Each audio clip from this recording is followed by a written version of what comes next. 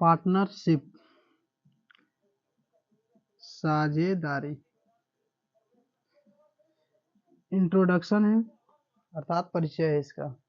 करा है साझेदारी किसको कहते हैं, पार्टनरशिप किसे कहते हैं।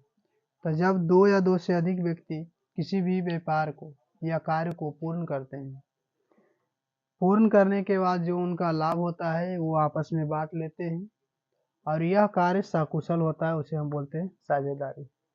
साझेदार कौन होता है, पार्टनर कौन होता है, दूसरा व्यक्ति जो होता है वो अपने की अपेक्षा दूसरा को पार्टनर समझता है। जो दो या दो से अधिक भाग लेता है तो उसमें सभी स्वयं को छोड़कर दूसरे व्यक्ति को अपना पार्टनर मानते हैं। अब यहाँ जानेंगे पूंजी किसे कहते हैं। तो व्यापार में जितना लगाया गया, जो हम व्यापार के लिए हम जितना लगाते हैं मूल्य या जितना हम रुपया लगाते हैं उसे बोला जाता है कैपिटल अर्थात पूंजी। जितना ज़्यादा हम लगाएंगे मुनाफा उतना ज़्यादा होगा। कार्यकारी साझेदारी क्या होती है, वर्किंग पार्टनर।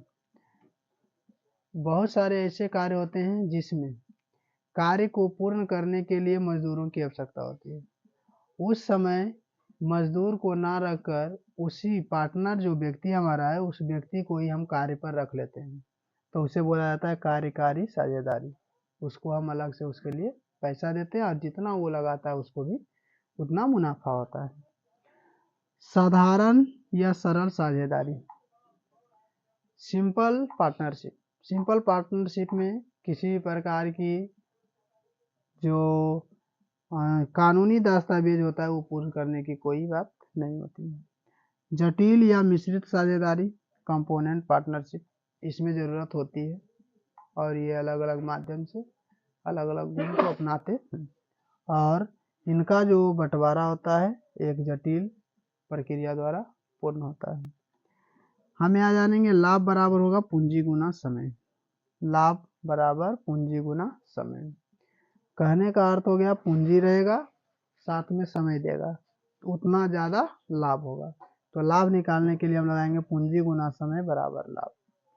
ये अगर व्यक्ति ए है और ये व्यक्ति बी है तो लाभ का अनुपात हम ऐसे लिखेंगे, इसका पूंजी गुना इसका समय बराबर इसका पूंजी गुना इसका समय। इसका पूंजी समय इसके लिए लाभ है, इसका पूंजी गुना समय इसके लिए लाभ है। अब इसको हम अलग अलग माध्यम से ज्ञात कर सकते हैं। जैसे 500 रुपया पूंजी लगाया गया 3 महीना के लिए।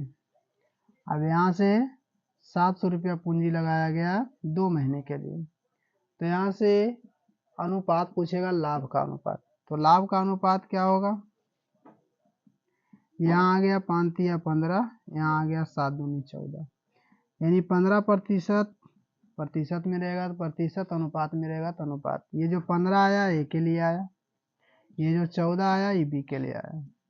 ये यहाँ पर लाभ का अनुपात है। तो लाभ का अनुपात इस प्रकार हम ज्ञात करते हैं, पूंजी गुना समय।